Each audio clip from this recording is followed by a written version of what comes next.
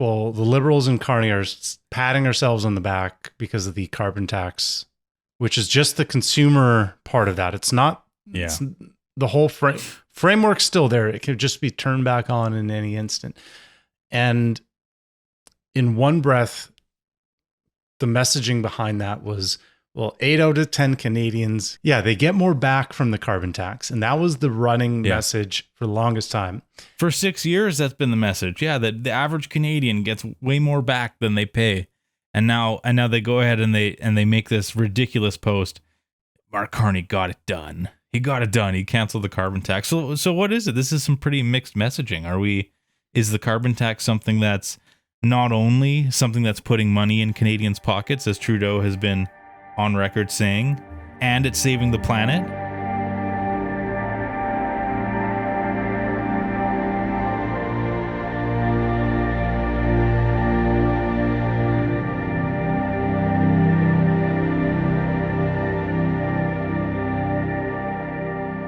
Hello, and welcome back to the Critical Compass. James, I just wanted to start off this quick episode today. We'll talk about a couple things, but I wanted to point out one thing to get us started. You may notice that I'm wearing my Team Canada hat from Four Nations Face Off, and I can't help but notice that you're not wearing anything identifiably Canadian. So I wonder, does that actually make me a better human being than you with how the current political climate is in Canada? What are your thoughts? Well, I just ate a steak that is locally a local grass finished steak. So I am embodying, it's literally in my soul. You are taking Alberta as the Eucharist in you are making the Alberta beef and grass one with yourself. But I do a poor job of signaling that to the world. Well, and the reason I started this episode off with that horrible joke comment is because doesn't it seem in the last, I don't know, maybe, well, I guess since February, when, the original Trump tariff threats actually became real, very momentarily, it seems that there's this like influx of patriotism that I just haven't felt in the last, I don't know. It feels like we did a complete 180 from like wanting to put like unvaccinated people in prison camps, and then all of a sudden we're, identifying with our fellow man, and we've never been more Canadian. Yeah, it's definitely a 180 because even with some friends and family, hearing them during the convoy, I specifically heard with people close to me saying that they felt kind of icky when they would see a Canadian flag. Yes, because I specifically remember that, yeah.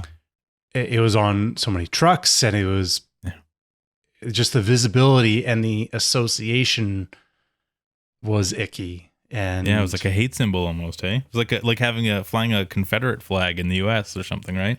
Which is strange that they would grow to have that association. And then contrast that with a few comments, even from Justin Trudeau, saying that Canada is a post-national state with no firm identity, kind of catering to like these open doors for all these immigrants, saying like, well, you don't need to fully assimilate. Your identity is just as Canadian as anybody else's when you come here. And now we're seeing those sentiments dropped. Yeah. It's it's fascinating because it's, I've had this feeling for a while, and a couple people on X have articulated this a little bit more eloquently than I'm about to, but there's been this feeling for me for a while that like Canadians, well, we all kind of know that, at least in the time that we've been alive, growing up in the 90s and early 2000s and kind of coming of age in the 2000s, that like Canadian politics has always been relatively boring and uneventful, compared to, at least to American politics, and just simply being the neighbor of such a massive, world power, you can't help but sort of, come into contact with a lot of, cultural artifacts from that. And it seems like Canadians, at least for as long as we've been around, have pretty much defined ourselves in opposition to Americans, rather than having like a positive identification as like, what does it mean to be a Canadian? A lot of people I know, and a lot of kind of feeling in the cultural zeitgeist of Canadians is that it's like we just define ourselves by what we're not, and what we're not is American. You know, we are not like the Americans in how we treat healthcare, and we're not like the Americans in how, you know, they're, you know, rude and racist or whatever. Like we're, you know, it seems it's always defined in opposition rather than being able to stand on its own merits. Does that kind of make sense? Yeah, and I think a little bit of that's still happening, because as Trump's getting more and more of a spotlight, what he's doing is setting the tone for a lot of these discussions. It pops up, and now people are discussing that in reaction to what he's saying. Mm-hmm. And I feel like the aversion to anything Trump is partially defining this newfound patriotism. It's that we're not Trump, and you're seeing this both on the left and the right. The federal conservatives have distanced themselves from any Trump-like comparisons, and they're still getting compared to Trump. Yeah. Anyways, so it's not even doing what they're hoping it will do. So again, we're seeing part of our identity is, well, look at how bad the Americans are. We're not the Americans. We're the opposites, and we are good because of these reasons that are not American. Yeah. Well, I'll tell you something. Say what you want about Trump, but at least somebody elected him, right? Now we have, you know, not even just somebody, 68 or 70 million Americans elected him, whatever the number was. 150,000 registered voters in the Liberal Party, and like of that, only 100,000 or so ended up casting a ballot, which is suspicious in its own right. This is not about that. So but less than 1% of Canadians. Yeah, less than 1% of Canadians decided on a leader who's an unelected globalist bureaucrat banker. So this is somebody with Europe for the last three passports. Yeah. Who we don't know how many days in Canada he was last year. Like, yeah, there's some legitimate concern that he's like literally wasn't in Canada long enough to be considered even viable as a leadership candidate. And yet somehow in the, you know, week and a bit since he's been crowned, he's like making decisions on funding and like he's actually making decisions of consequence that like we're at a time where there's some critical global forces requiring some input from our elected officials. We're only a few weeks out from the G7. Yeah, so why is it still prorogued? Yeah, it's a great question. I mean, I was talking to my my wife about this. I was like, she's, you know, God bless her, she's much more level-headed and rational than I am, you know that. But even she was like gobsmacked that it's like, how is it that we're just like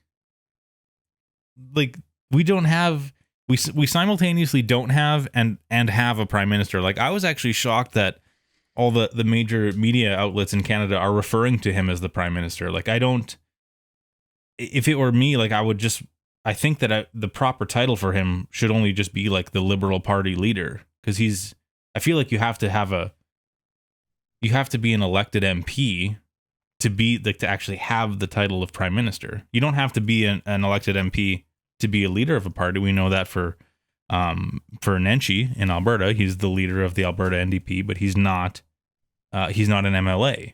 So I don't understand why we're calling him that. They don't even have the assumed confidence of the House. That's the other part. Is it would be a different situation that if you had a majority government with a large amount of like a good approval rating, and you swapped leaders, you could by extension think that like, well, okay, well, you still have the will of the people behind you. Still have a mandate, yeah. Talking with friends and family, none of this seems to faze them. These shenanigans, and these are political shenanigans, at the expense of what's best for Canadian people. These shenanigans are happening and people are somewhat justifying it. These people like didn't even know who Carney was and are surprised like, oh, he's on our money. He was ahead of the Bank of Canada, and some of them don't even know that. No one in the media is pushing back on this. Like no one in, no political commentary in Canada is pushing back on this. Like it seems crazy to me, man. Like I honestly feel that like countries have had civil unrest and riots for less, Yeah, absolutely. I need a drink. Is that a 100% Canadian whiskey this time? Actually, you know what? This is in fact last stream I was drinking bourbon, and this actually is Alberta Premium Cask Strength. You'll have some of this when you come over in a couple days here. It's very good. It's very good.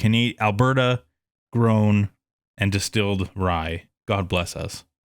The newest state of America, Alberta. I wonder how much cheaper you could buy that just by driving across the southern border.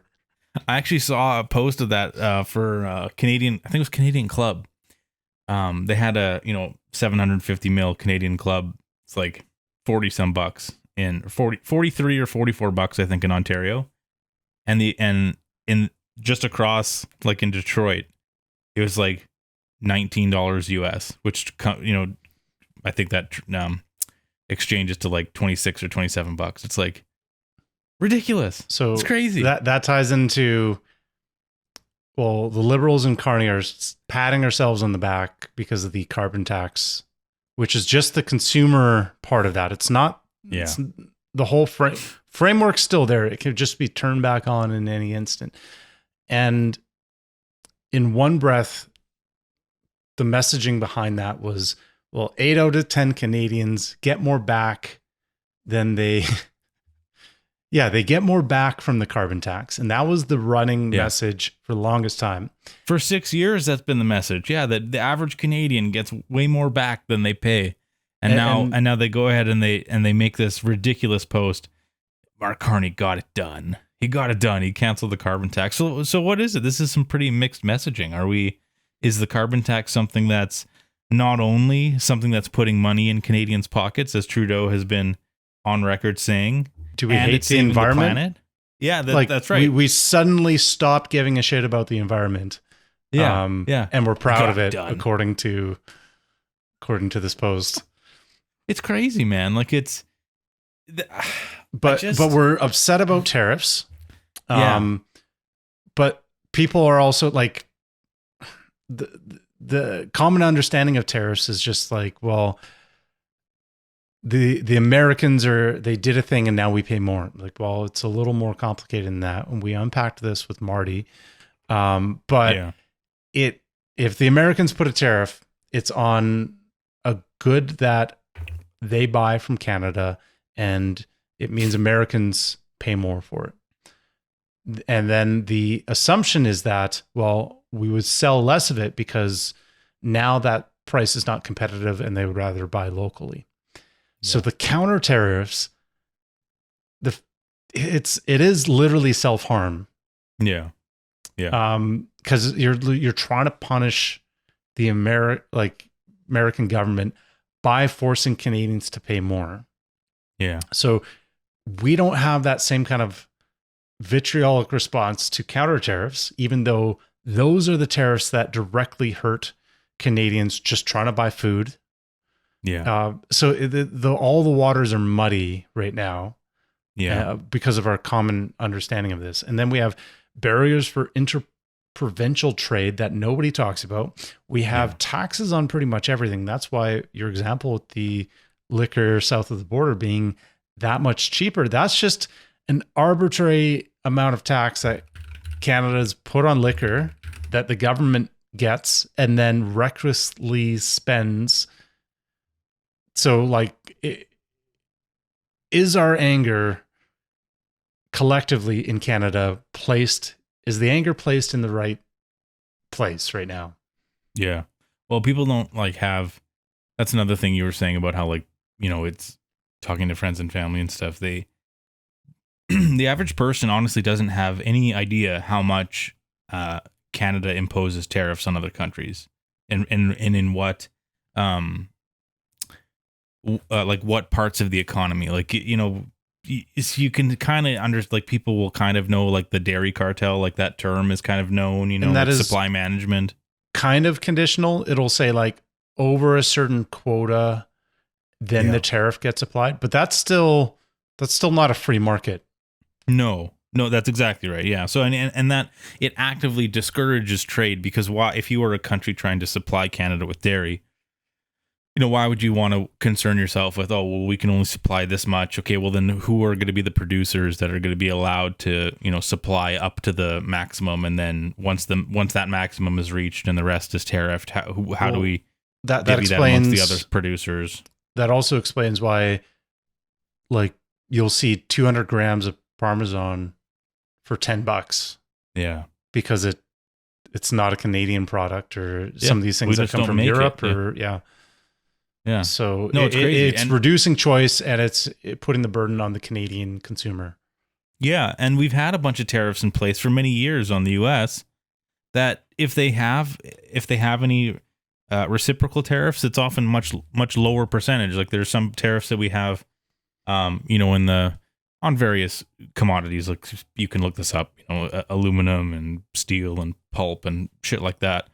That the reciprocal tariff, if it's, you know, in the 10 to 20% or 30% in for Canada, our tariffs, the American tariffs are much lower, you know, sometimes 2, 3, 4, 5%. So it's, you know, Trump isn't, you know, Trump is Trump, right? Like he speaks in hyperbolic ways to, you know, whatever purpose he thinks he's doing, you know, if he's sparking conversation or he's trying to, you know, drive a point home, or, you know, move a conversation along with, you know, exciting speech. He does that, but when he says, you know, Canada's been taking advantage of us, and it's, you know, it hasn't been a fair fight, so to speak, he's not wrong. I mean, the tariffs have been disproportionately higher on our end than theirs. Yep. And the American tariffs are just one side of things. We saw people lose their mind over the Trump tariffs. And I think part of that is the collective hate that there is for Trump, because of just the constant media bombardment of these messages. And we don't have to even give the examples. Everybody knows off the top of their hand the examples. We don't have the same collective bombardment media messaging on China. So when the Chinese tariffs came, there was almost, I saw like no commentary on it, not even a fraction of the same emotion. No. Has anyone asked Carney about it? I don't think so. It's not being really addressed at a federal level. So again, we're not seeing the emotions match with reality, because right now it feels like there's a certain amount of groupthink, and this groupthink is it's not naturally what would appear given these situations. Yeah. And often it's a media push, or there has to be some other driving force behind this to get to this point. Yeah. And I don't think it gets solved. I was trying to think of this, of like, oh, if only I could show my liberal friends or family an example where in the past they believed this and it's completely wrong, it would change their minds. And I don't think it works that way, because the emotions tied into it are the driver. It's not the logic behind it. And I think it doesn't matter what side you're on, emotions do factor in to a lot of these things. And I think we see this with a lot of the response on the right as well with the left. They just manifest in different ways. So I'm wondering, how do we have conversations? How do we address some of these points? And how do we start changing minds when things are wrapped up in these emotional responses? Yeah, it kind of comes back to something we've said on the show a lot, and we've talked with other people about a lot about how it really does feel, and I understand, of course there is this type of emotional language on the right as well in describing the left, but it does seem that it's particularly difficult to kind of break through the emotional weight that people on the left put on politics, in the way that it does feel that they truly don't, like, honestly, it feels like they don't view conservatives as even human. Like they view them as, like, if they do view them as human, they view them as like, so, like biblically evil, that like, how could you even, even entertaining, like the left talks a lot about like platforming, right? Like, how do you platform people like this? Or, they talk about, they do a lot of guilt by association type of rational, we can't listen to, Jordan Peterson says something about anything, and you can't even begin to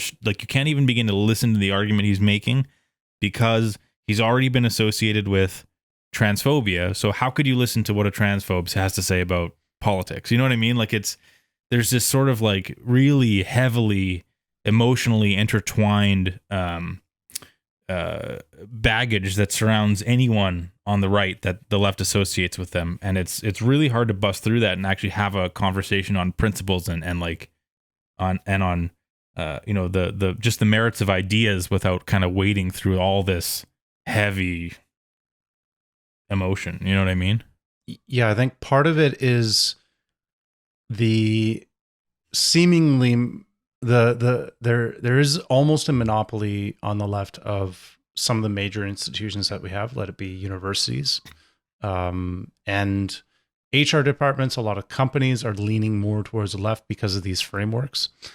And I think that skews people's understanding of how many right-wing people there are.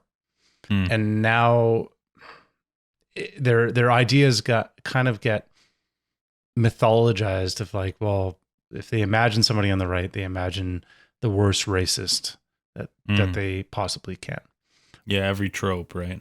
There is. I wasn't sure to what degree to go into this, but I think there is a link, and maybe it's worth unpacking a little bit of our ability to have these discourses. I think is partially shaped over the last 70 or so, 70, 80 years, partially based on the results of World War II. And I think post-war consensus, if you will. Liberal post-war consensus that any national sentiment is potentially dangerous, because look at where that led in World War II. And right now, any conservative notion is now being, well, it's either being associated with nationalism, even though there's plenty of conservatives that are not even that nationalistic in their views, or they're still plenty of globalist minded conservatives. So that's not even a really good argument. But it's wrongly getting demonized. And I feel like it's these ideas are being, they get turned into these really cheap memes, and where it waters down any meaningful discourse, because, well, look at what's happening in the States right now. There's actual Nazis in power. That's what people think. I've talked with friends and family who actually think the Nazis are in power. Yeah. Which doesn't align when we're seeing some of the infighting on the right happen exactly over this question. There are many think that the exact opposite is true, that like there's Nazis in power, but they just passed legislation banning anti-Semitic speech. Yeah. So these things do not match. Make it make sense with reality, but it's still used as a cudgel. And I feel like because of the emotional weight behind World War II and how it's been such a pillar of how we orientate ourselves in a liberal democracy,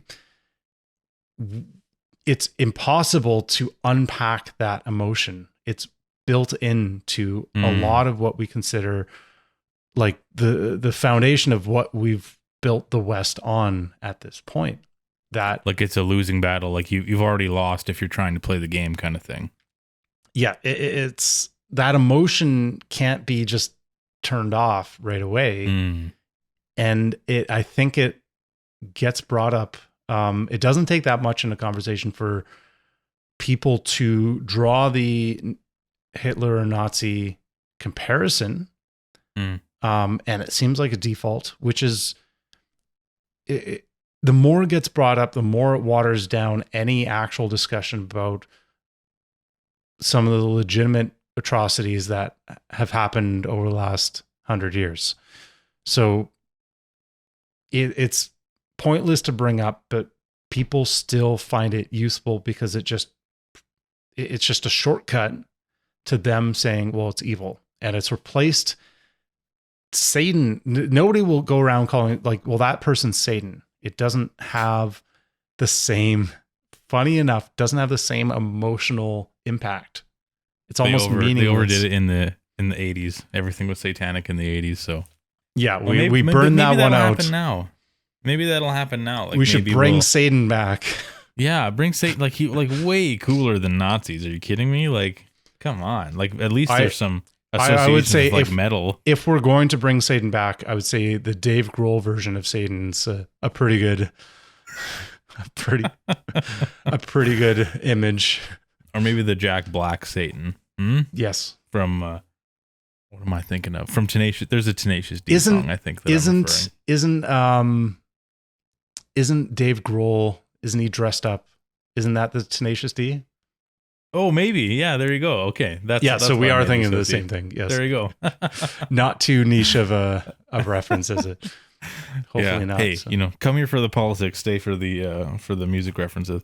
Actually a lot of our listeners may not know that we were both musicians before we were both liberal musicians in the city before we were conservative libertarian shit posters. Yeah. We should bring the music out sometime, but yeah, maybe for a live stream. Well, so I guess maybe that leads to a good question then. Kind of straying from the shit show happening in Canada at the moment, and maybe talking on a bit of a more global, more perhaps imminent scale. Do you have any thoughts on kind of the rhetoric that's been being spewed the last couple days here about Iran and about the Houthis? I don't know as much on that side of things, but I know that I wish I had this meme. There's a perfect meme. It's like, how dare Iran build their country so close to all of the Americans' air bases? Yeah, how dare they? So it is a chicken and the egg kind of thing. I'm looking for a meme right now, by the way. Keep talking. Where all the actions in the Middle East isn't helping to diffuse whatever tensions may be there. And I don't know where this will go, but I know there's a lot of ways of making it worse. Mm-hmm. Infinite ways to make it worse. You seen this one? He's up there smiling. Finally war with Iran. Well, the regime has been pushing this for decades. That like Dave Smith has talked about it. Maybe we'll link it if I remember. They had a plan ever since the Iraq War about they had a series of countries that they were going to hit in a particular order. I think it was 7 countries. It was like Afghanistan, Iraq, Libya, Syria,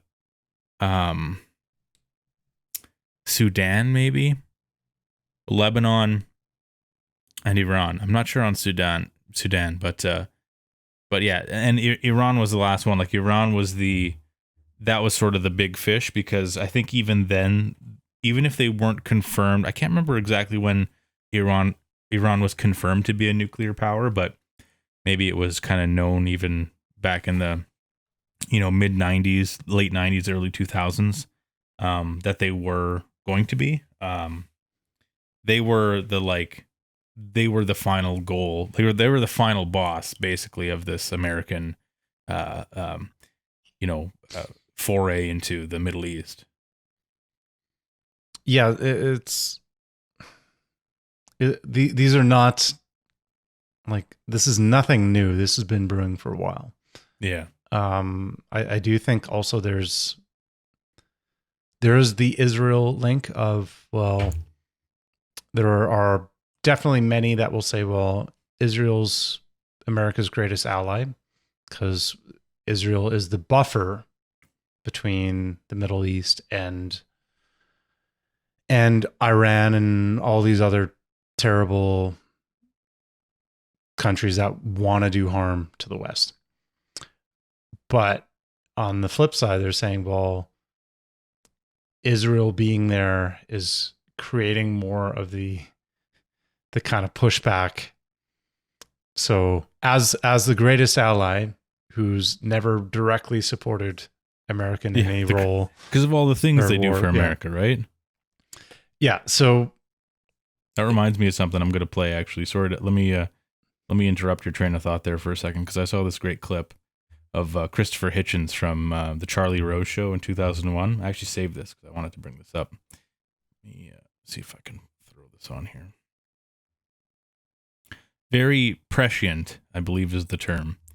You can listen to him now. Do we have him on screen? Yeah. Yep. The late, great Christopher Hitchens. Zionism, the idea of building a state of Jewish farmers on Arab land in the Middle East, is a stupid idea to begin with. I think it's a messianic idea. I think it's a superstitious idea.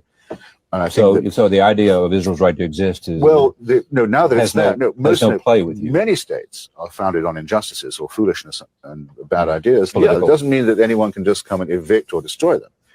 And I'm not saying that, but I think I'd have to say, so as not to seem shady. Yeah. I've always thought it's a silly, messianic, superstitious nationalist idea, and it's a waste of Judaism. And it guaranteed a quarrel with the Arabs, because it meant we're going to take away from you what's most precious, your land, by trying to make Jews into peasants. Already a silly idea. That's not the way to rescue Central European Jewry, make them into farmers in Palestine. Guaranteed an injustice to the Arabs, which now anyone can see, and is now entering its third, fourth generation. Fourth generation of Palestinians brought up either in exile or dispossession or under occupation and humiliation. Something has to be done to address what is part of the original, let's not call it original sin, original misconception. But it should be a matter of principle. If Jews born in Brooklyn have a right to a state in Palestine, then Palestinians born in Jerusalem have a right to a state in Palestine. Anyone who doesn't agree with that principle, I think, is suspect. I think most people do. They do, but but why in that case do we have the one and not the other? After all, it's America that pays for all this and arms the Israelis. That last point was that's something that a lot of people conveniently like to distance American commentators who are hashtag America first, but also hashtag Israel is our greatest ally. They like to kind of forget that last point, right? The only reason that any of this is possible is because of American funding, American intelligence, American military might. Well, so if you're going to say, they're our only buffer in the Middle East, well, okay, but then you also have to, you all are also sort of admitting that there's a reason why they're the only buffer in the Middle East, and it's because you continue to make them the only buffer in the Middle East. Yeah, I think you run into the same issue of anytime you weave in security guarantees or say, well, we've got your back no matter what. And then you have somebody starting some shit. Well, what does that mean to, like, when you're woven into that equation as well? And ask the Brits that about Poland, right? Yeah. Speaking about World War II. Well, and this is how you get conflicts that get many nations involved because of these assumed kind of these guarantees that get woven into it. Well, I guess with anything like this, like, is it too hateful for me to lay down a couple principles of like, well, let's not send any money to any other country right now before we get our shit in order in Canada or the United States. Let's do that for one. Hold on. Are you telling me you actively hate Bangladeshi women who otherwise wouldn't have received the $271 million of taxpayer money that Justin Trudeau sent them in 48 hours before resigning from the prime ministership? Is this the like gay dance lessons? Like, I don't know which one. There was a few of them that were there were so many of them. And I was jokingly saying that, but some of them are like they are ridiculous programs of like woke Western ideas being imposed on these places where like it can't be real, right? Like I'm not the only one that's saying that's thinking this. Like, there's no way that there's a market for any of this garbage in like Ethiopia. Are you kidding me? Like, or is it tied into something like, yeah, if you come to this, you'll get a free meal and a hot chocolate. Like, and so people are coming because they're like, yes, I want some food. Yeah. And then they have to learn some BS theories, BS critical theories during like in the process. So we're wasting a lot of money on things that either have no impact or ultimately are negative over the years. So yeah. First of all, like, let's stop spending money until we have our house in order. Like, and then I would love to see us just stop playing the game where we give special privileges to anybody. Like, let's just have a level playing field. We don't need a special word for whatever hate for whatever group. There's no special word for like anti-white hate. So let's stop talking about Islamophobia because like sometimes it's the religious aspect. Sometimes they equate it with Arab hate. Like, so it's not even that useful. And then there's anti-Semitism. Like, well, what about the Semites that are not part of Judaism? So that even is not what about the Palestinian Semites? Yeah. Like, people don't even like, honestly, the level of ignorance surrounding this is like, people don't even people think that there's something that like the Israelis we're talking about in 2025 are the same like Israelis of the Bible. And it's like, it's just not even, it just isn't true. Like, I can't tell you a percentage, but I would hazard a very easy guess is to say like 75% of Israelis are just like 30 to 50 years removed from being Polish or Ukrainians or Russians, or like they're white people from Europe. They're white Eastern Europeans. Like, if you want to talk about being anti-Semitic, well, how about the Palestinians who have lived in that land for 500 years before anyone from the original Zionist movement got there? I don't know. Is that hateful? Are we going to get flagged, James? It depends who's doing the flagging. So yeah. So yeah, no, I don't. But I don't. To answer your question, seriously, I don't think that that's hateful, and I don't think that that's like I can't tell you how over I am being told by Canadian politicians that as a Canadian, I have to stand with this and stand with that, and like even I'm looking at you, Pierre Poilievre, Mr. Conservative politician. Like, I don't want to see your Instagram videos telling me that I have to support the Ukraine and that I have to support Israel and I have to support this. Like, how about we support, I don't know, making it so that if my mother has to go to the hospital, she doesn't have to wait in an ER for 9 hours before seeing a doctor, and hopefully not, stroking out in the waiting room. Like, maybe we can support that before I support funding Ukrainians' ability to kill Russians, maybe. Yeah. Well, and a lot of these problems that people are complaining about, and as like friends who are teachers, and right now they're like, well, our class sizes are too big and we don't have the resources for all these students that either have a learning disability or they're in like ESL and they can't comprehend. Like, well, wait a minute. And like, it's like, why are there so many students struggling to learn English? Like, well, and if our classrooms are overloaded, then like, well, is the problem funding, or are we increasing the student load at a rate that is unsustainable for what's in Canada? Yeah. So I guess when we go to root causes to things, obviously printing money's not helping. Obviously just taxing our citizens into oblivion's not helping with productivity. Yeah. And then expanding our need, like expanding the pool of people who are utilizing social services without expanding the capacity is ultimately going to break things. Yeah. So any politician who fails to address these things, I'm becoming more and more skeptical of anybody who doesn't address the root cause. And Pierre's he's been all right on some things, but he's been holding back. He's losing a little bit of support. Yeah, he's losing a lot of steam, hey. I don't know. Like I hate to get into these little feuds, the CPC versus PPC. Yeah, these like purity test things, right? PPC being great for helping to expand the window of dialogue. And apparently, and we'll see if this comes up, apparently Max Bernier is going to be on Joe Rogan. I heard this. Yeah, I heard this. If that's true and he goes on Joe Rogan before Pierre Poilievre does, like that is a major miss.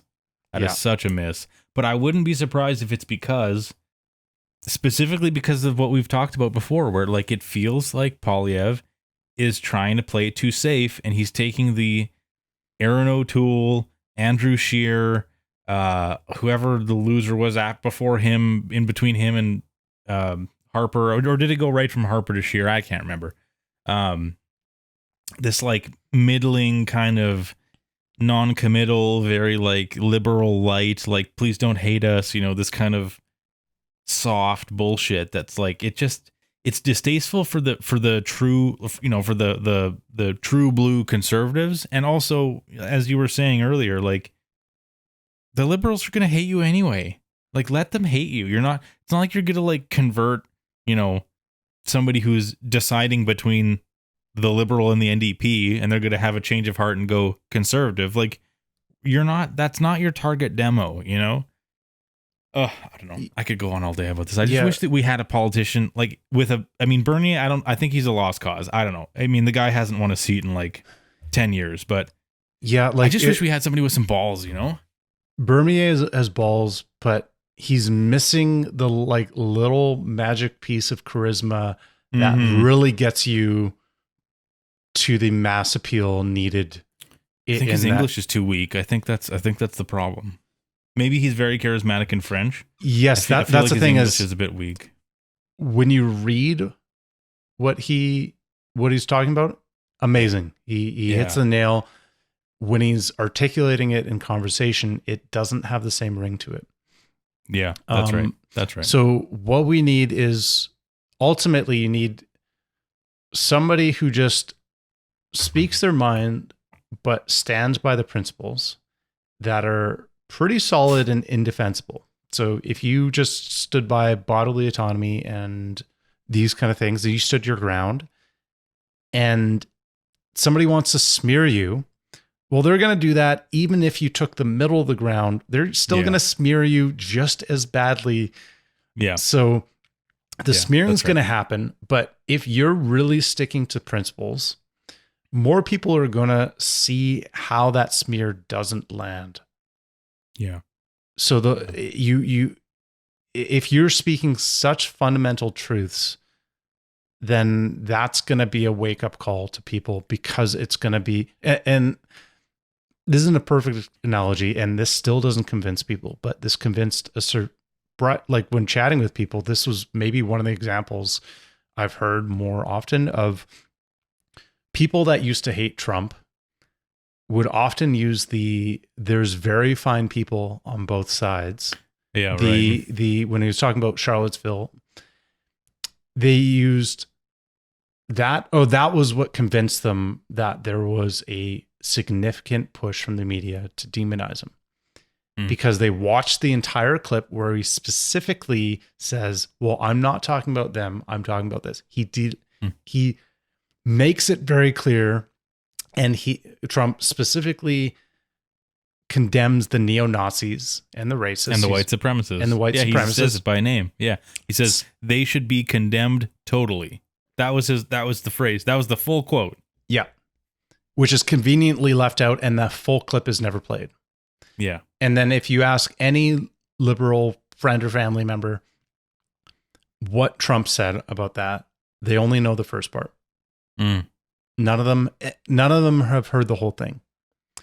But I don't know if that fully matters, because that's just one example, because they'll just like pivot to another, like, well, that doesn't matter, he's still a racist because look at what else is happening right now. So they'll jump around from one to the next. But if left to somebody's own discovery, and somebody discovers that on their own, I feel like some of these times where somebody's stood their ground or was 100% in the right, that's going to convince people more than something in the middle ground where you don't have a hard stance on anything.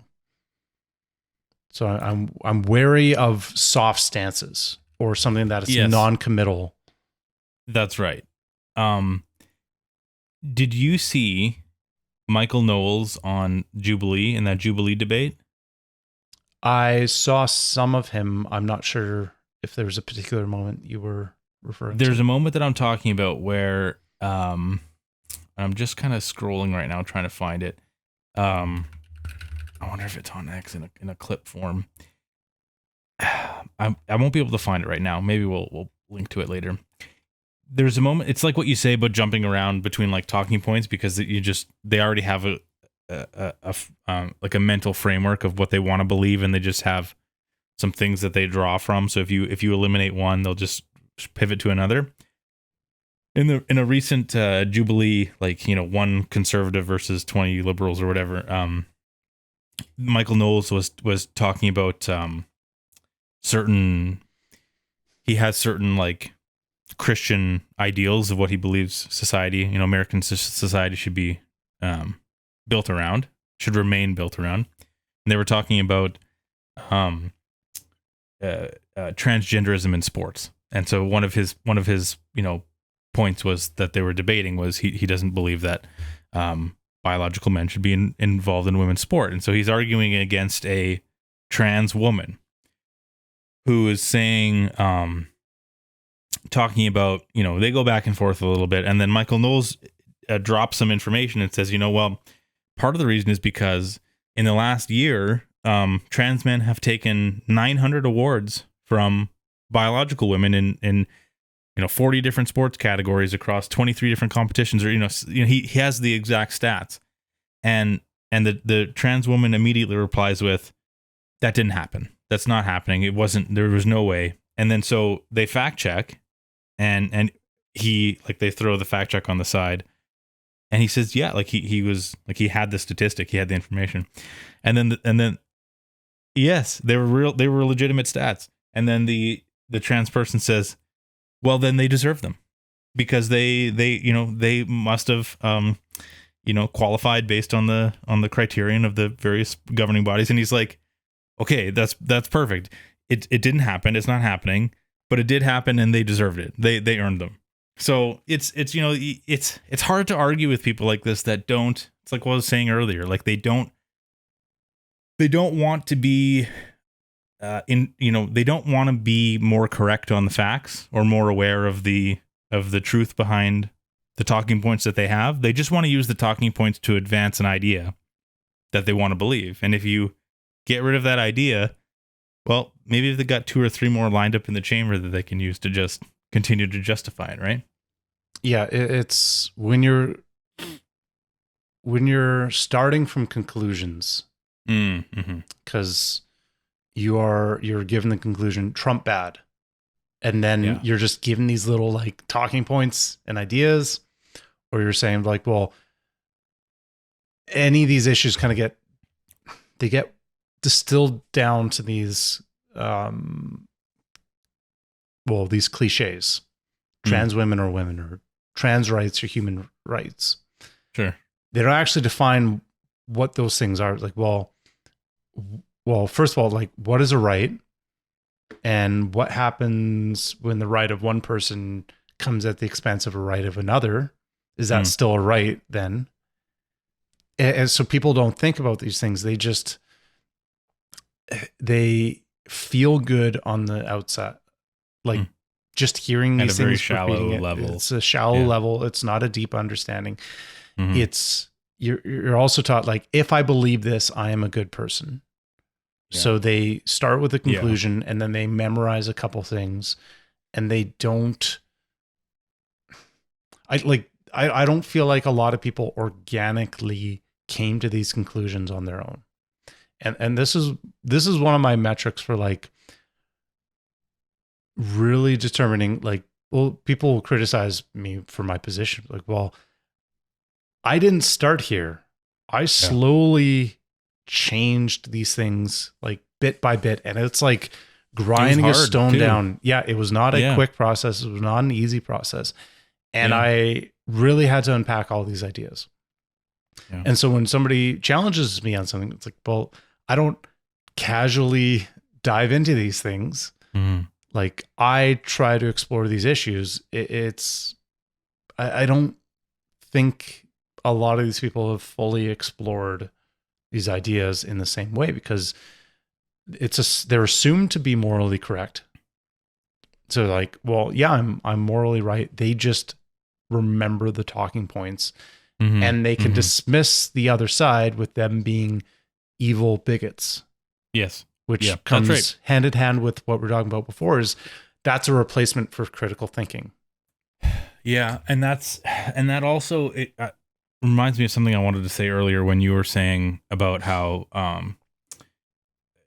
in Canadian politics, and you were talking about how there's a dearth of politicians speaking on principles rather than talking points, basically, because this, I feel, is sort of what has plagued Poilievre right now, in that it's very obvious that the reason why the Liberal Party was announcing that Mark Carney did it and he canceled the carbon tax, because Pierre Poilievre wasn't talking about, for the last year and a half, how Canadians are taxed too much in general. He had the saying on all the ads, axe the tax. The Conservatives and Poilievre government are going to axe the tax. Well, now I know that they haven't really done it, because they can't do it, because, as we said, Parliament is prorogued. But okay, so now Carney's canceled the carbon tax. So now what does Poilievre have? So now he has a choice. Either he can do what he's doing, where he's saying, well, they haven't really canceled the carbon tax, which is true. But if he was arguing from a point of principles from the beginning of Canadians are taxed too much, we're importing too many people, which is pushing the cost of housing up and the standard of living down. Our healthcare system is broken. Our education system is broken. He's not talking on principles like this. He's talking in slogans, and I think it's done him a real disservice now, because unfortunately the Liberals now have a little bit of steam and momentum behind them on this fresh face. And so they can do shit like this. If Poilievre is going to talk in talking points, well, then the Liberals can respond to talking points. And then they also can avoid talking about things on principle, which we know to be true. We know Canadians are taxed too much.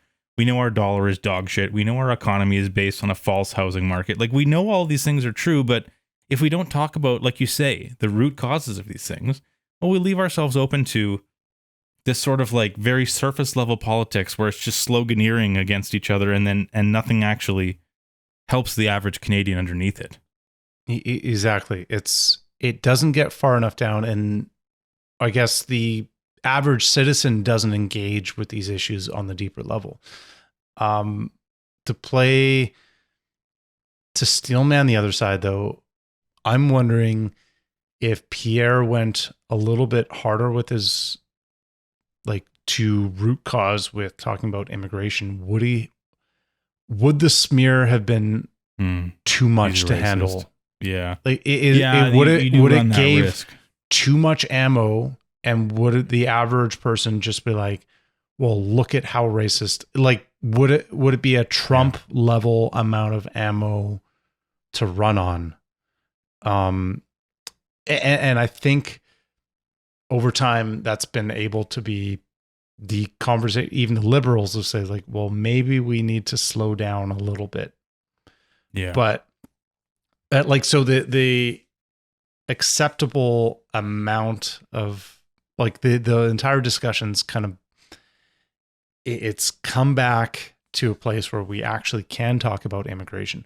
For a little while, you couldn't. Even we had some of our podcasts like a year ago, we're doing that and like, is this too much? Like, are we poking the bear too much? Like, we felt a little racist for talking about immigration, but even with some friends who immigrated a couple of years ago who were against excessive immigration, thinking like, well, okay, I worked this hard to immigrate, and then these other people are not. So, well, man, I always tell people this, like, if you're concerned, because the like, everyone knows when we're talking about immigration, there's a particular demographic that is disproportionately represented in Canadian immigration numbers, and it's Indians.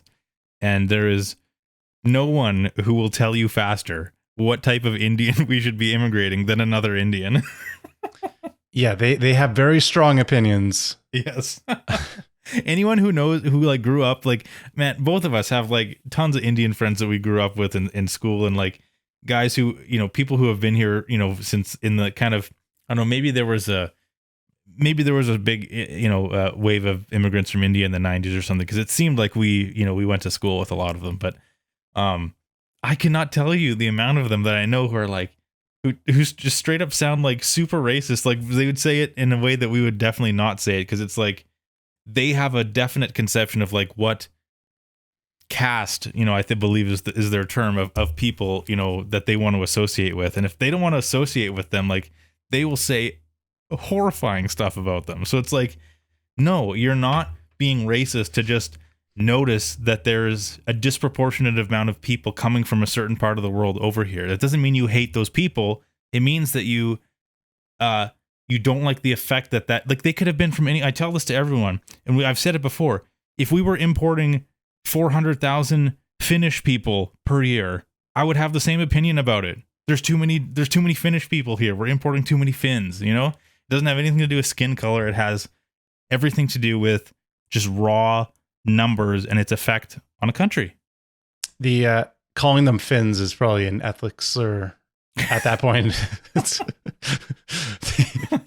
Yeah, their name, like the actual name for Finland, I believe is like, they call it Suomi. Like, that's what it shows in all their hockey jerseys and stuff. It's like not even close to Finland.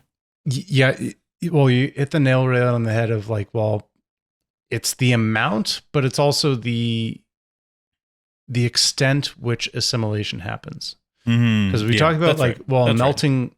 It's like, is Canada really a melting pot? And we look at the history of like, well, even in, maybe I won't get the number right. In the US, it's slightly different than Canada, but Canada was even like 85 to 90% white, even into like the 80s and 90s. Yeah. Yeah. It was still predominantly like the percentage. And it's funny given that as a starting point, and then listening to all these conversations about like white supremacy of like, well, white people doing better than other minorities in Canada. Like, well, of course there's going to be a majority representation in a majority country if it started with a certain demographic. Yeah, if you have an established, you know, family that's been here for, you know, 100 years or whatever, of course, that's going to be. Well, and that's part of it. But I guess within that was European and that was Christian, but you also had you had the Catholics and you had the Protestants, and you didn't always get along. You also didn't always get along between, depending on what European country this was immigrating. The Irish had a really rough time in North America, and some were indentured servants, and it just because of the skin color.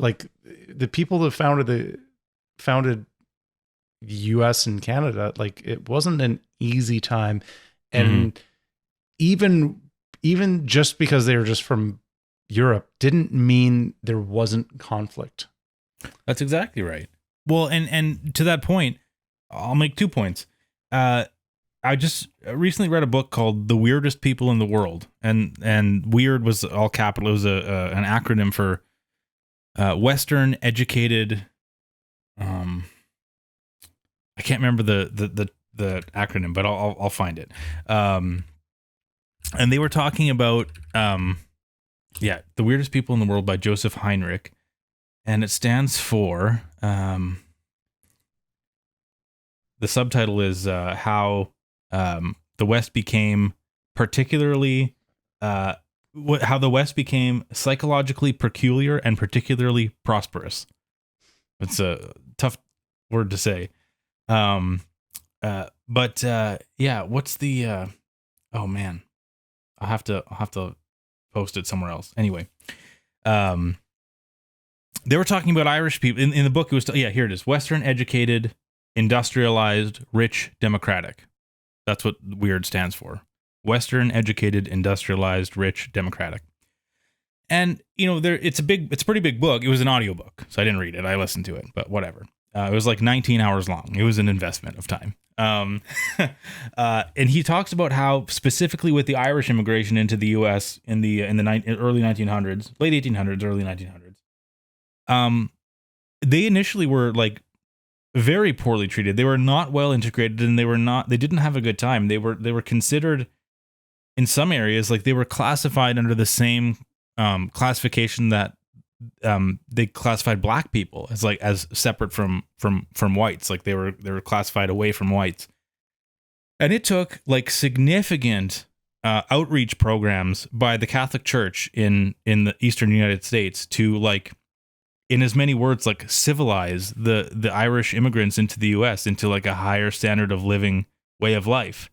Because this isn't a justification of any poor treatment of people, but it was just objective that the Irish immigrants at that time were living a much more kind of culturally primitive comparatively way of life to the naturalized Americans at that time.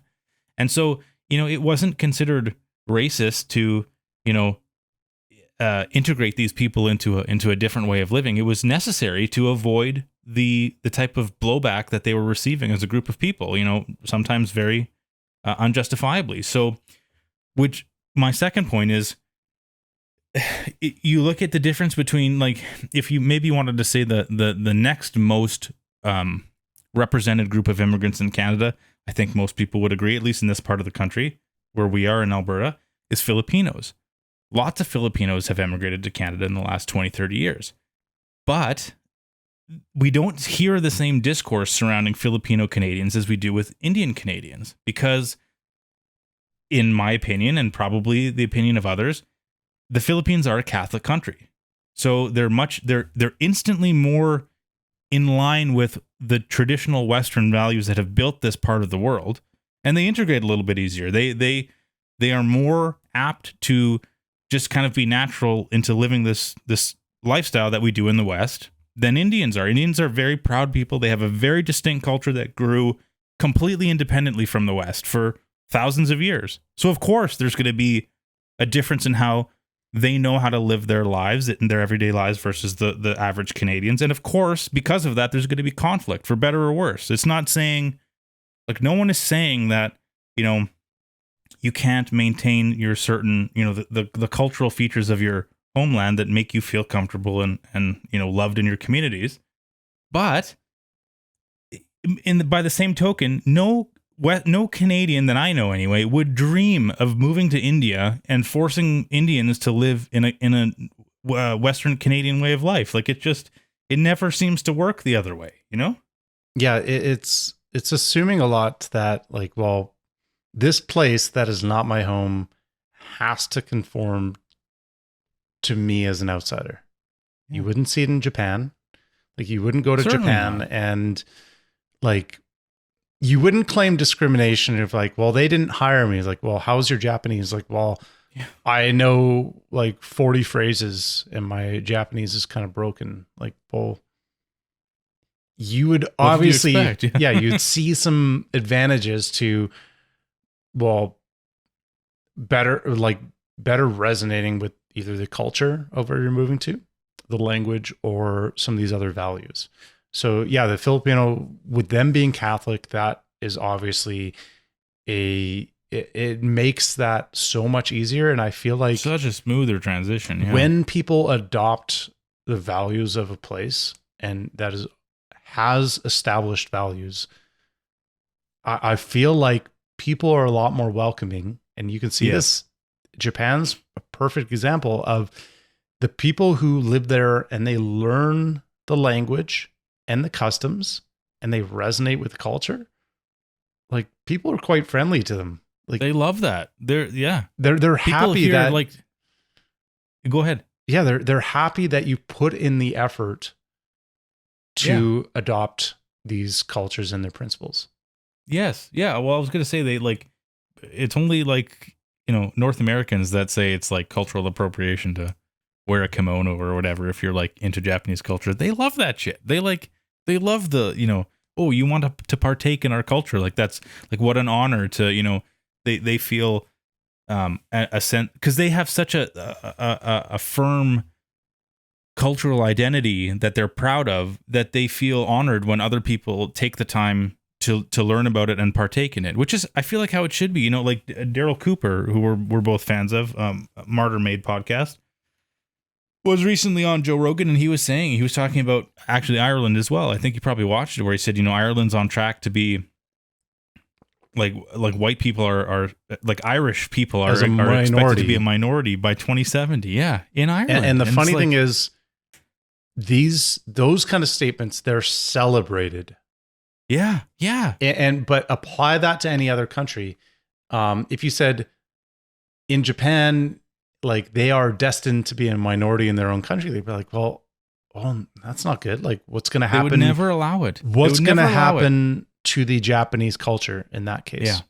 Yeah. That's what he said. He's like, he's like, I believe that true diversity would mean, China is for Chinese people and India is for Indian people and Ireland is for Irish people. Like that, like when you're traveling the world, you don't want to have it be that anywhere you go is just this like identical cultural mishmash of like nondescript, global citizenry. Like, no, you want to go to Ireland because you want to go to an Irish pub and interact with Irish people. Like you want that to be the case. You want to go to, if you want to visit India, or you want to visit Tanzania, or you want to visit, Japan, like you want those cultures to be like, true diversity is when you can experience all those cultures in their true forms and not have them be a melting pot, quote unquote, of some post-national identity. Like that isn't what diversity is. And further, why is it that only the very small part of the globe that is traditionally known as white nations, white Western nations, why are they the only ones that need to become multicultural? Who's fighting to make Saudi Arabia multicultural, or to make Bangalore multicultural, Bangladesh multicultural? You know what I mean? It's because if a predominantly white country doesn't stay predominantly white, they're going to turn into a Nazi state. That's the fear. It comes down to the post-war consensus, right? Like you got to have diversity, because strong unified national identities are ultimately dangerous under that idea. So and there's more examples of, you know, general ignorance by the average, you know, Canadian or American or Westerner in general, because the West does not have a monopoly on fascist or communist governments, for certainly. Yeah. And then you run into cases of like you apply any of these principles to somewhere else, and suddenly it becomes hateful. There's a certain corner of the internet that is jokingly like they have these like fake advertising complaints of like, well, we need more immigration and more diversity in Israel. And they're not happy about it. Like, well, and they treat that as, well, no, that's genocidal because you're trying to erase our people by doing that. Yeah. And you're like, well, if that's the admission, why isn't that true for Ireland? Why isn't that true for any other? Did the Scots not deserve a country? Did the Angles not deserve a country? Did the Poles not deserve a country?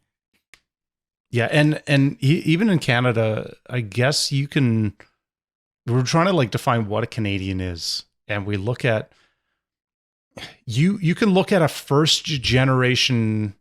You look at somebody who's born in Canada. It doesn't matter their skin color.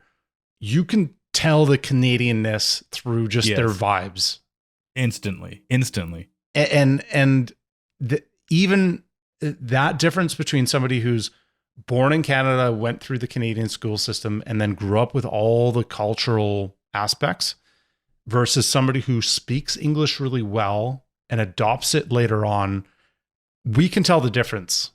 Totally can. It's, and not to say that the latter is bad. Like if that's somebody who's adopted our like Canadian values, great. But it is funny. You can tell the difference, and or people are warmer to somebody who grew up from birth just because these things resonate a little bit more. Yeah, well, and there's a certain like I can see a certain, you know, evolutionary utility behind that, because it, you know, it makes sense. Like you know, we in the West we have the I think unique advantage of living in a high trust society, because that's just sort of a side effect of Western cultures that find their roots in Christianity. Like that's just something sort of unique to the Christian world, the Christian Western world, that the rest of the world didn't get, because that's, you know, whatever your opinion on Christianity is, that's just sort of an effect of it. It leads to open societies. Open arms in a way. They're like, well, Christ loves everybody. Like, well, there is a baked in anti-racist component to Christianity that not all other religions have that in them. Well, that's exactly right. And also in that book I just mentioned, the weirdest people in the world, he talks too about how excuse me, in the I believe it was in the like late thousands or 1100s, something around there, you know, to the 1200s. Are you familiar? Have you heard of the MFP, like the Catholic Church's MFP? Have you heard that acronym before? I'm not sure. It stands for the Marriage and Family Program. That's what the Catholic Church in the you know, early 11th, 12th century, they restricted, essentially what they did was they restricted cousin marriage. It was very common in most, I mean, it is still very common today in a lot of Middle Eastern and you know, the subcontinent. Cousin marriage is very common. You know, societies are very low trust societies have high rates of cousin marriage because they're naturally distrustful of people outside of their community clan. And so for various reasons, you know, there's a whole book about it, but for various reasons, the Catholic Church instituted the Marriage and Family Program, which restricted cousin marriage to, I believe it was the sixth step. You know, like you couldn't marry you had to go 6 steps away from your family. And what that had the effect of doing was, you know, if you lived in a small town in like the Roman Empire, like there's a very high chance that like no one in your community was further away from you than 2 or 3 steps. So if you couldn't legally get married to any of those people, you had to expand your circle. You had to move about the country. You had to go to different lands and meet new people. Like, that is a direct. We can see how that would create a much more open society, because people were forced to meld and integrate and become more worldly people and expand their circles. And so, there's obviously, more knock-on effects from that. But in creating an open society like that and having those values come, passed down to us here, 1,000 years later, we're in a very unique spot now compared to the rest of the world that I think people both take for granted and opens them up to being taken advantage of because of the natural inclination that we have here to be welcoming, perhaps at our own detriment of various other cultures that don't share those values. Yeah, I think that's a feature of Christianity as well as liberalism, that there can be too much of a good thing in those kind of cases.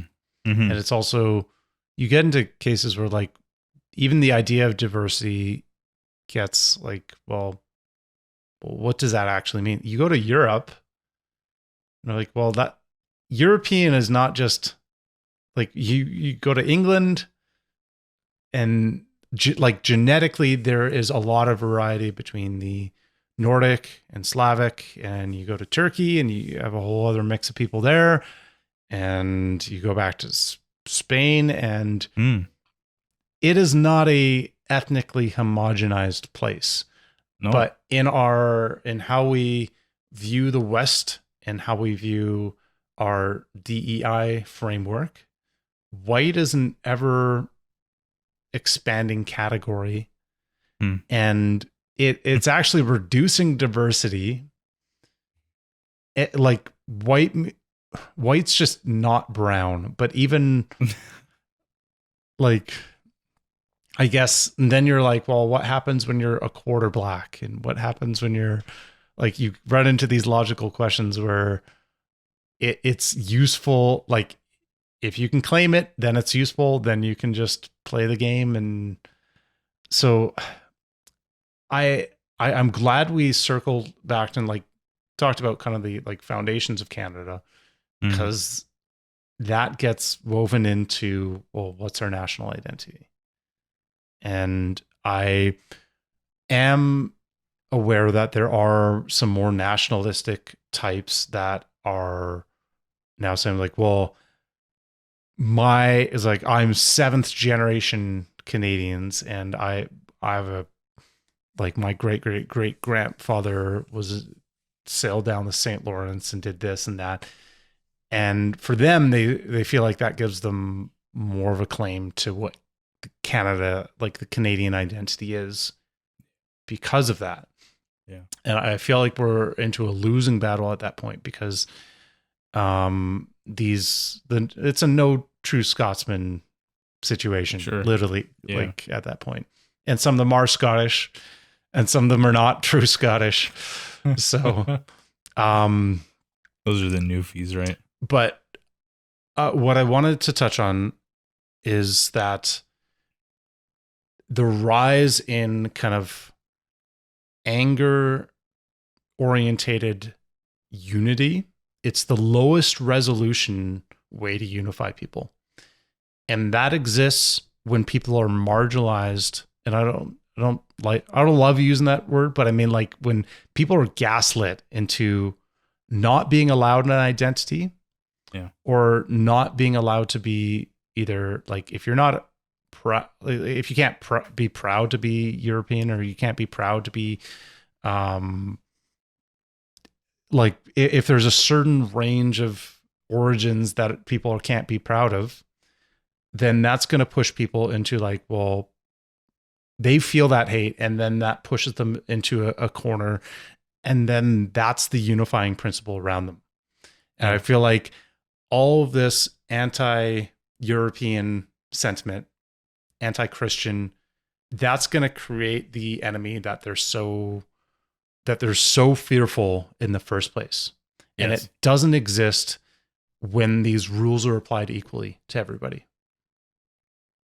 Yes, that's for sure. And it's Yeah, maybe that's a good place to kind of wrap her up for right now, because this could be a whole nother hour. But you could dive into that for a whole hour to unpack that. Yeah, but yeah, to kind of wrap her up, I think that's it's sort of a it's sort of a maybe part of the human condition to, like, the thing that you fear the most, maybe you just end up behaving in a way that brings that into your life. You know what I mean? Like, if you're so fearful of an ideology coming for you, and that's all you can think about, and that's all you can see, it soon consumes your life to the point where it may as well be true to you, even if it isn't objectively true. You know what I mean? So there's this is getting very esoteric and maybe very, very high level right now. But I guess, at the end of the day, we have to, I think we have to not be afraid. Like, the Canadian way is to be very, we're very meek. We like to think we're very kind, and we're very welcoming, and we're very accepting, but you can't, I think Gad Saad would call that suicidal empathy. And you can't be so, in the same way that, the saying goes, like, you can't be so open-minded that your brains fall out. The same way you can't be so welcoming and accepting of diversity that you allow that diversity to kill the spirit that allowed it to be accepted in the first place. Yeah. There are ways we could definitely go backwards in trying to fix the problem. You become a monster in the process. So, yeah. What did Nietzsche that said? Be careful if you stare into the void, for the void also stares back into you. Something like that. Yeah, I think it's in the same realm. So, on that cheery note, so I think in to answer my question that I opened the episode with, have we determined that I am in fact a better Canadian than you and a better person in general because of it? Yes. That is, that's the answer is yes. And I can look, that just goes back to our early point, and I can do that as a very obviously less white person than you. So how about that? That's diversity, my friend. That is diversity. What matters is, to tie it back to what I said before, what matters is what's on the inside. And I consumed more Canadian beef today than you did, which makes me more Canadian by kilogram if we're going by weight. So yeah, you're the pound for pound champion. Yeah, I've internalized it. It's on the inside. Oh man. Okay. Well, hey, you know what? On that, that's a much better note to leave it on than a Nietzsche quote. So always appreciate it, man. That was a good one. I'm glad we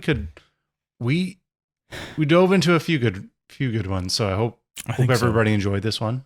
For the ones who stuck all the way to the end. So yeah, always appreciate you guys. We'll have this. We'll have links to everything we talked about. We'll have this up on Spotify, YouTube, Twitter, X. I mean, all the platforms. Thanks as always, and appreciate it. And we'll see you soon. All right, cheers. Cheers. Bye bye.